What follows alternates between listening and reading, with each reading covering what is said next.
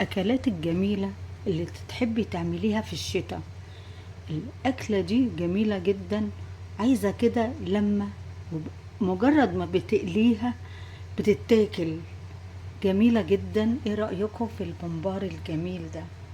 أكلة الشتاء وأكلتنا الشعبية اللي محدش بيعرفها إلا المصريين. أتمنى يعجبكم الفيديو ده، ولو عجبكم ما تنسونيش في المشاهدة والمتابعة عشان يوصلكم مني كل جديد. ويلا بينا نشوف الطريقة ونشوف عملتها ازاي، ونسمي الله ونصلي على سيدنا رسول الله عليه أفضل الصلاة والسلام. مساء الخير، مساء الفل على أحلى متابعين، وأهلا بيكم في قناتي قناة ماما سوسو. فيديو النهاردة مختلف شوية في الأكل، هو بومبار. في ناس ياما في بلاد العربية ما كانوش بيعملوه، اتعلموه من المصريين. أكلة مصرية 100%. احنا علمناه ياما من العرب. الأكلة دي حلوة في الشتاء جدا، وأنا انتهزت إن احنا في تاني يوم إمشير، وإمشير جاي بزعابيبه. يعني إيه زعابيبه؟ هوا بقى، وكل شوية بساعة بشكل. تعالوا بينا أقول لكم بعمله إزاي. وبس الأول نسمي الله ونصلي على سيدنا رسول الله عليه أفضل الصلاة والسلام. بصوا حبايبي، أنا اتعلمت طريقتين فيه. وأنا اتعلمت الطريقة الأولانية مننا بتوع زمان، اللي هم كانوا بيربطوا البمبار ويشكشكوه والكلام من ده. لما بقى رحت شغلي وعايز الوقت قصير وعايزه اعمله، ما بقى ينفعش الطريقه دي. ده عايزه نص يوم بحاله عشان تقفي تعمليه.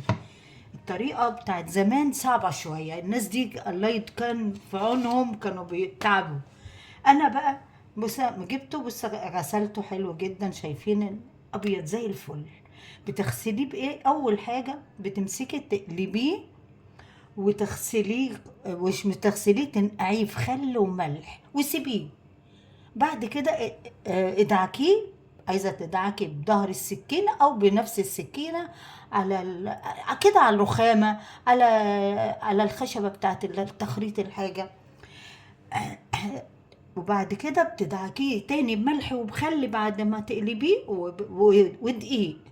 بيروح معاكي زي الفل، وتقصقصيه بقى كده. شايفين التقصقيص ده؟ هو ده كده. كان زمان بقى يحشوه بطوله ويتقلب يطلع من الناحية التانية ويربطوه، وحاجة بقى مشكلة، ويشكشكوه في الآخر. تمام. يلا بينا بنسمي الله ونصلي على سيدنا رسول الله. وأقول لكم هنا الرز عندي إيه.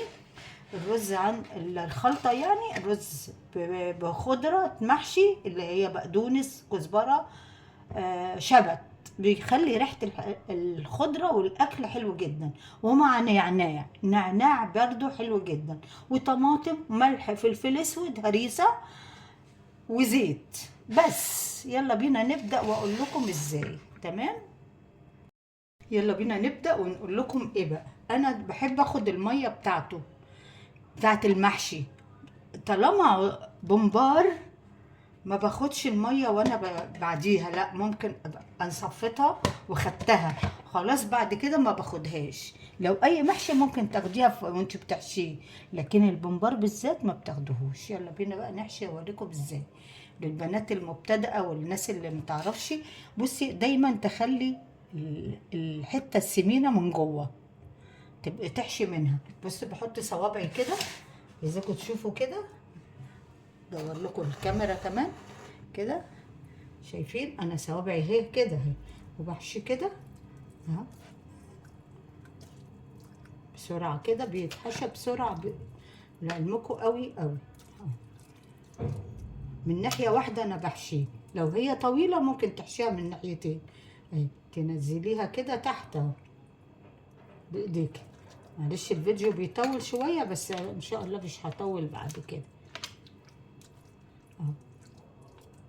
ما تحشوش ياما، على قد ما تقدري ما تحشوش ياما اهي. شايفين اهي، كأنها مش محشية، مبططة اهي. شايفين اهي. اعمل لكم واحدة تانية قبل ما اقفل الفيديو اهو. بس شايفين انا بمسك بمسكهم يعني بعملهم قد بعض في القص.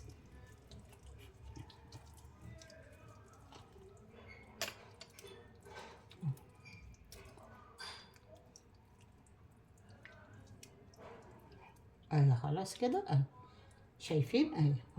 هو اختي هي اللي جايباه تخين شويه، انا بحب اجيبه الرفيع. شايفين اهو.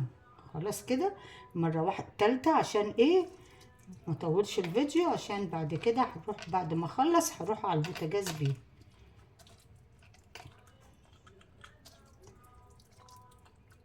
صوابعك الاتنين جوه، الصباعين دول اهم، الصباعين دول تدخليهم جوه وتحشي. اسهل حاجه بتظبطي فيها اهو. خلاص كده ما بياخدش رز ياما عشان ما يفرقعش منك اهو. خلاص اخلص بقى الكميه واوري لكم. بصوا بقى انا هنا بعد ما والله ما خدت ربع ساعه، يعني الطريقه دي اعمليها احسن ما تحشيه وهو طويل وتربطي.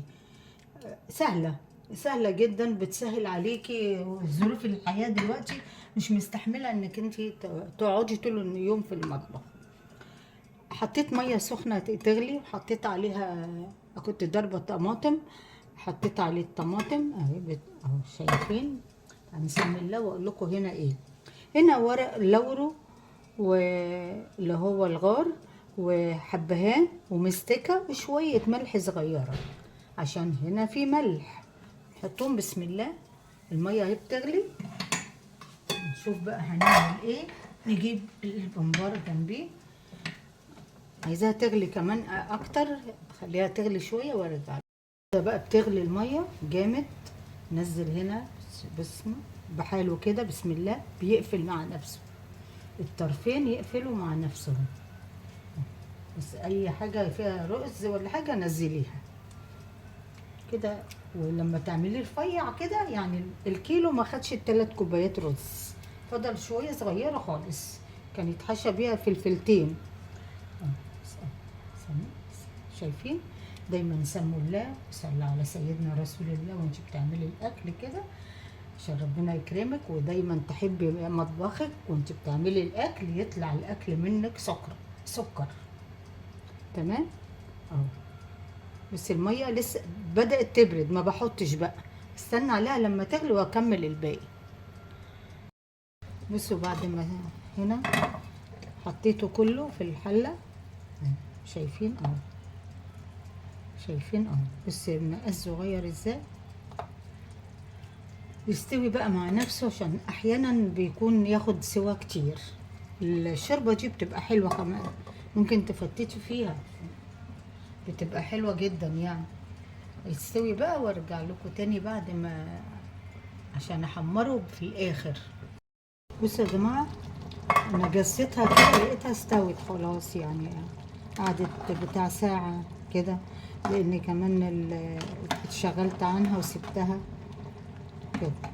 خلاص انا هطفي عليها، هطلعها عشان اقليها تبرد شويه واقليها. جايبينا نقلي بقى. بسم الله الرحمن الرحيم.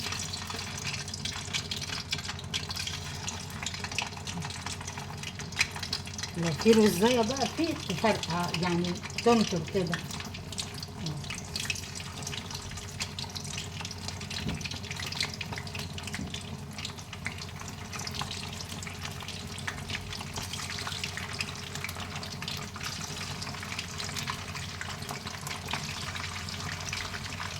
خلاص كده انا هحمرها بقى واوريها لكم. شايفين بعد ما خلص البمبار؟ شايفين الجمال؟ مجرد وانا بقلي بيتاكل حاف، يتاكل يعني كده على طول. شايفين جماله؟ اول ما بقليه كله بيمد ايده كده وياكل، ما بيصبروش عليه لما يخلص من جماله وطريقته وسواه الجميل. اتمنى يعجبكم الفيديو ده، ولو عجبكم ما تنسونيش في المشاهدة والمتابعة عشان يوصلكم مني كل جديد. واقول لكم الى اللقاء في فيديو جديد في مطبخ ماما سوسو. باي باي.